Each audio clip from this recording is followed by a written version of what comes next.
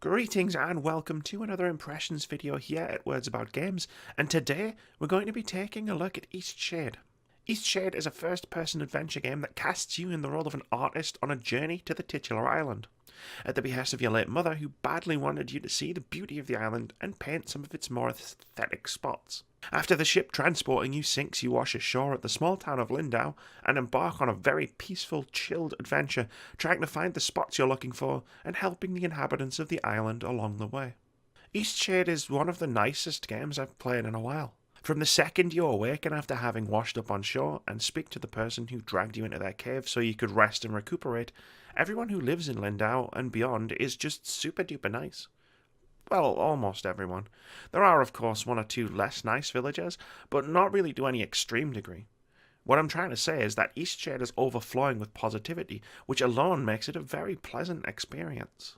Strangely enough, one of my overriding thoughts while I was playing this game was in comparing its feeling and atmosphere to Morrowind, the third Elder Scrolls game, my personal favourite of the series, and a game I sunk hundreds of hours into on the original Xbox.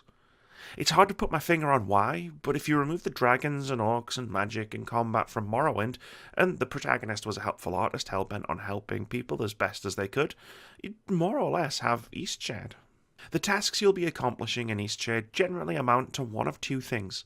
The first is finding and bringing something or someone to the initial quest giver, such as the writer who wants more feathers to make quills, or the father who wants the innkeeper to help remove a bucket that's stuck on his head. The second is to paint things for people, such as the wonderfully kooky owl enthusiast who would dearly love a painting of an owl to hang on a wall. And despite a lot of these quests basically boiling down to fetch quests, I can remember each and every one of them thanks to the wonderfully memorable cast of characters you'll encounter at every turn. While there are plenty of NPCs who more or less exist to be in the background, the characters you'll meet and actually interact with are all distinct, unique, and full of life and personality. Briefly getting to know each of them and fulfilling their requests is a genuine pleasure. For the majority of your stay in Eastshade, you'll be getting to know people, and when the people are this pleasant to get to know, you'll be more than happy to aid them and exhaust all of the options on the conversation tree. The core mechanic, painting, is effortlessly simple.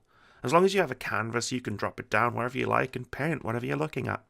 There's no advanced involved mechanics beyond simply lining up the edges of the frame and watching the paintings spring to life on the canvas. And when the world looks this good, you'll find yourself constantly wanting to paint everything you see. Eastshade Island is jaw-dropping in its beauty, and there were many times where I found myself simply wandering for the sake of marvelling at this gorgeous environment. Honestly, it's hard to get anything done sometimes. I spent a decent chunk of time ignoring all of the quests I had simply because I'd found a spectacular vantage point to capture the daily eclipse from, itself a truly wonderful sight. If you're a fan of capturing the best possible screenshots in a game's photo mode, you might struggle to get anywhere with the actual game itself in the best possible way. You can keep any paintings you make for yourself, but in a very neat touch, people you make paintings for will actually hang them in their homes, which gives the world a nice sense of permanence and you a nice sense of accomplishment beyond simply checking another quest off in the journal.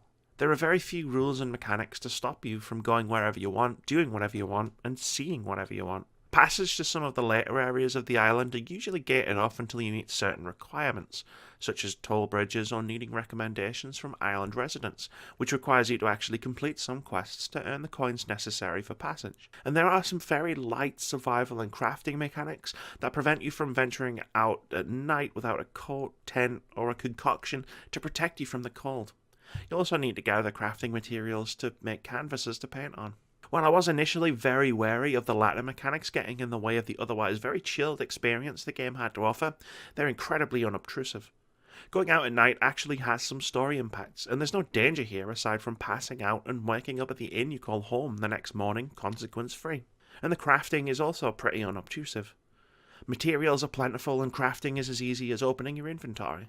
These mechanics add just a touch of structure to the game, giving you tangible goals to work towards and helping you to avoid making you feel like a rudderless artist in a world that begs to be explored.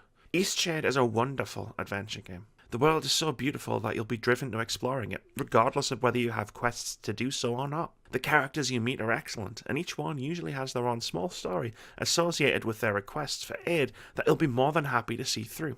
Eastshade is quite simply a very pleasant experience right from the off, and if you're looking to simply get lost in a beautiful world just for the sake of it, and maybe help out some kindly people along the way, then this is one relaxing game that comes with an easy recommendation. Thank you very much for watching this video, guys. If you've enjoyed it, please keep it here at Words About Games. We've got tons of content, including our weekly podcast, more impressions videos, patch notes, and our weekly indie game of the week. We also stream over on Twitch at twitch.tv/wordsaboutgames every Monday, Thursday, and Saturday. And most importantly, have a great day.